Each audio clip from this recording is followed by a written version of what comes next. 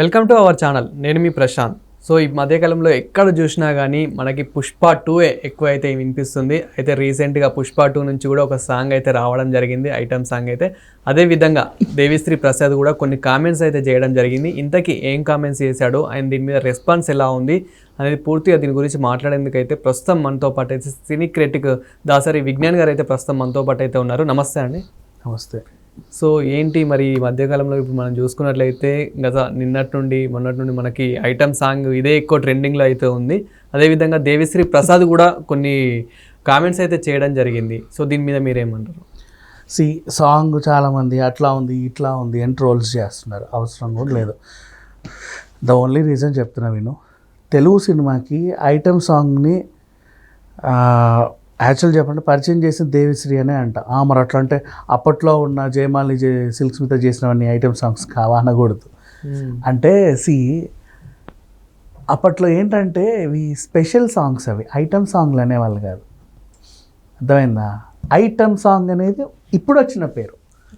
ఆ పేరు వచ్చిన తప్పటి నుంచి దేవిశ్రీయే ఉన్నాడు. అప్పట్లో ఐటమ్ గర్ల్స్ అనలా వీళ్ళని. జయమాలిని గారు, సిల్క్ స్మిత గారు కానీ, జ్యోతి లక్ష్మి గారు, వీళ్ళందరూ కూడా ఐటమ్ గర్ల్స్ కాదు, స్పెషల్ డ్యాన్సులు చేసేవారు. సినిమాలో ఒక స్పెషల్ డ్యాన్స్ వాళ్ళతో ఉండేది అని. ఐటమ్ సాంగ్ అనే పేరు పుట్టింది దేవిశ్రీ వచ్చిన తర్వాత. సో అందుకన్నాడు తెలుగు సినిమాకి ఐటమ్ సాంగ్ పరిచయం చేసింది దేవిశ్రీ.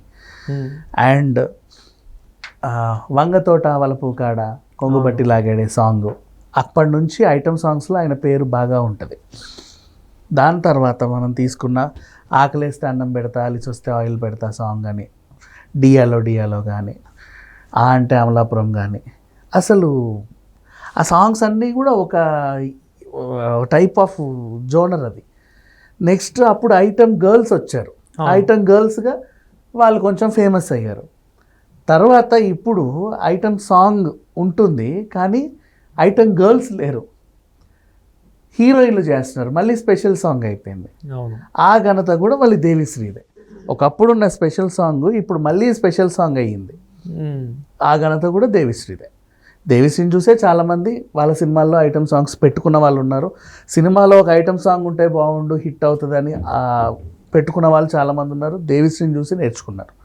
సింపుల్గా చెప్పాలంటే పాత రోజుల్లో వీటిని ఐటమ్ సాంగ్స్ అనేవాళ్ళు కాదు, వీళ్ళంతా స్పెషల్ సాంగ్స్. ఇక ఇప్పుడు మళ్ళీ ఐటమ్ సాంగ్స్, స్పెషల్ సాంగ్స్ పక్కన పెడితే కొంతమంది నటీనటులతో కూడా వాయిస్లని మ్యాజిక్ చేయడం దేవిశ్రీకి తెలుసు. ఇప్పుడు A²B² సాంగ్ కలర్ స్వాతి ఎందుకు పాడాలి? ఎంత క్యూట్గా ఉంటుంది ఆ పాట, ఆవిడ పాడితేనే బాగుంటుందని అది అనిపించింది దేవిశ్రీకి. మందుబాబులం సాంగ్ కోటగారే ఎందుకు పాడాలి? అవును, తెలుసా? అట్లా ఆ టైప్ ఆఫ్ వాయిస్లని తీసుకోవడం కూడా దేవిశ్రీకి బాగా తెలుసు. అలా ఇంకా ఐటమ్ సాంగ్లకి ఇప్పుడు ఆయన రారాజు. ఎందుకు అంటున్నానంటే హీరోయిన్లు స్పెషల్ సాంగ్స్ చేయడం స్టార్ట్ చేసింది కూడా దేవిశ్రీ పాటలతోనే. ఇప్పుడు వచ్చిన హీరోయిన్లు అందరూ కూడా వేరే వేరే సినిమాలలో స్పెషల్ సాంగులు చేయడం, అలా పేరు తెచ్చుకోవడం దేవిశ్రీ పాటలతోనే అయింది. అండ్ నౌ ఆ ఖ్యాతి ఎక్కడికో వెళ్ళింది, ఉవంటావా సాంగ్తో ఎక్కడికో వెళ్ళిపోయింది. అంటే అసలు అంత పాపులర్ సాంగ్ ఇంకా రాయదు, ఇక మీద రాదు అనే లెవెల్లో. లిరిక్స్ కూడా పెద్దగా ఏం ఉండవు, చాలా సింపుల్. అండ్ ఇప్పుడు విను, ఐటమ్ సాంగ్స్ అంటే ఇంతకుముందు ఎలా ఉండేవి? అదేంటి, రారా నీకు సున్నం పూస్తా, రుద్దుతా, అటొస్తే నన్ను గోకుతావా, ఇటొస్తే నన్ను గోకుతావా, నీకు ఇట్లుంటే నచ్చుతానా, అట్లుంటే నచ్చుతానా, నాకు అది ఎక్స్పోజింగ్ కూడా ఒక నెక్స్ట్ లెవెల్లో ఉంటుంది. ఇన్ని ఉంటాయి కదా. ఐటమ్ సాంగ్స్ నుంచి కూడా మెసేజ్ ఇవ్వచ్చు అనేది దేవిశ్రీ నేర్పాడు. మళ్ళీ ఎలా? ఇప్పుడు నిన్న దెబ్బలు పడతాయి సాంగ్ నువ్వు బాగా గమనించు. సైబర్ క్రైమ్కి సంబంధించి ఉంటుంది. ఓకే, ఫోటోలు మార్ఫింగ్ చేయడం కానీ, ఇలా చేయడం కానీ, అలా తీయడం కానీ, డీప్ ఫేక్ వీడియోలు చేయడం కానీ నేరం. అలా చేస్తే దెబ్బలు పడతాయిరా, నువ్వు లోపలికి వెళ్ళిపోతావు అన్నట్టుగా సాంగ్ అది. ఐటమ్ సాంగ్లో కూడా మెసేజ్ ఇవ్వడం దేవిశ్రీకే దక్కింది. పుష్ప సినిమాకి దక్కిన ఘనత అది నిజంగా చెప్పాలంటే. సైబర్ క్రైమ్ గురించి ఆ పాట ఒక టైప్ ఆఫ్ మాస్కి వార్నింగ్ ఇచ్చింది. ఎక్కువ వాళ్ళు చిల్లరగా తిరిగే వాళ్ళేగా పిచ్చి పిచ్చి పనులన్నీ చేసేది. పనున్నోడైతే అవి చేయడుగా, పని కట్టుకుని. ఇప్పుడు నువ్వు నేను అవి చేయలేము, ఇంకా మనకు బోల్డంత పని ఉంది కాబట్టి.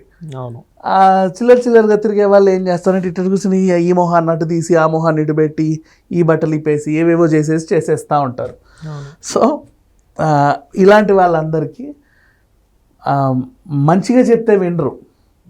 ఇప్పుడు నువ్వు పోలీస్ స్టేషన్లో పోలీసు వాళ్ళందరినీ తీసుకొచ్చి ఒక సినిమా వేసి సమాజం ఈరోజు ఇలా ఉంటుంది అని చెప్తే వినట్లా, వాళ్ళు వినరు. అవును. వాళ్ళకి కూడా రీచ్ అవ్వాలంటే వాళ్ళ పద్ధతిలోనే చెప్పాలి. వాళ్ళకి ఎక్కువ విజిల్స్ వేసేది దేనికి? అలాంటి వాళ్ళు మాస్ పాటలకి, ఐటమ్ సాంగ్స్ అనే పిలువబడే మాస్ పాటలకి విజిల్స్ వేస్తారు. మాస్ సాంగ్లో కూడా మెసేజ్ ఓరియంటెడ్ పాటను తీసుకొచ్చి ఒక స్పెషల్ సాంగ్ దాన్ని ఐటమ్ సాంగ్గా మలవడం దేవిశ్రీకి దక్కిన అతిపెద్ద ఘనత అని చెప్పుకోవచ్చు. కానీ ఇక్కడ చాలామంది డౌట్ ఏంటంటే అంటావా మామ, అంటావా మామ పుష్ప నుంచి చాలా ట్రెండింగ్ అయింది, ఇప్పటికీ ట్రెండింగ్ అనే చెప్పుకోవచ్చు. సో ఈ కిసిక్ సాంగ్ కూడా అంతవరకు వెళ్తుందా అనేది, అంటే చాలామందికి కామెంట్స్ కూడా మనం కింద చూసుకున్నట్లయితే దీనికన్నా బెటర్ మాకైతే అదే బాగా అనిపించింది అని చెప్పేసి కామెంట్లు వస్తున్నాయి. అదే చెప్తున్నా, ఇందాక చెప్పిన ఎగ్జాంపుల్ ఏది, మనకు మంచి చెబితే నచ్చదు కదా, నీతులు చెప్తే ఎవడికి నచ్చుద్ది? అవునా? రారా నీకు ఆయిల్ పెడతా, మసాజ్ చేస్తా అంటే ఆహాహా అని వెళ్తారు. అవునా? ఎత్తుకుంటే ఒకడికి నచ్చుద్ది, పొట్టిగుంటే ఒకడికి నచ్చుద్ది, నల్లగా ఉంటే ఒకడికి నచ్చుద్ది, పెద్దగా ఉంటే ఒకడికి నచ్చుద్ది అని చెబితే అప్ప అని చూస్తారు. నీకు అది ఇస్తా ఇది ఇస్తా జిగేల్ రాజా అంటే నచ్చుతారు. అంతేగాని ఒరే సమాజం పాడవుతుందిరా, మంచి చేయండి రా, మంచి పనులు చేయండి అంటే ఎవడికి నచ్చి చావదు కదా. మెసేజ్ ఓరియంటెడ్ అండ్ అదేం కాదు, ప్రాబ్లం ఏం లేదు. ఇంకొకటి ఏంటంటే పీపుల్ ఆర్ కంపేరింగ్, అంటే దీన్ని ఇంకా ఇది ఐటమ్ సాంగ్ అనుకుంటున్నారు. ఐటమ్ సాంగ్ పోయి స్పెషల్ సాంగ్ కూడా పోయి ఒక మెసేజ్ ఓరియంటెడ్ మాస్ సాంగ్ వచ్చిన విషయం వీళ్ళకి తెలియట్లా. ఆ కేటగిరీలో ఇది మొదటిది. ఎక్కడానికి టైం పడుతుంది, అర్థం కావడానికి ఇంకా టైం పడుతుంది. ఇది మ్యాటర్ ఓవరాల్గా. సో కిసిక్ అనే సాంగ్కి చాలామంది కాపీ అనో లేకపోతే ఇంకేదనో అదనో ఇదనో ట్రోల్స్ చేస్తున్నారు. కానీ బాగా వినండి, సైబర్ క్రైమ్ డీప్ ఫేక్ వీడియోలు చేయకరా, దెబ్బలు పడతాయి, లోపలికి వెళ్తావు, జాగ్రత్తగా ఉండు, జాగ్రత్తగా ఫోటోలు క్లిక్ చేయి, జాగ్రత్తగా పద్ధతిగా వాడు, వాటిని పద్ధతిగా వాడు అని ఓ పద్ధతి పాడు గురించి చెప్పిన సాంగ్ ఇది. మళ్ళీ దేవిశ్రీ ప్రసాద్ ఇప్పుడు ఎలాంటి కామెంట్ చేస్తున్నాడు?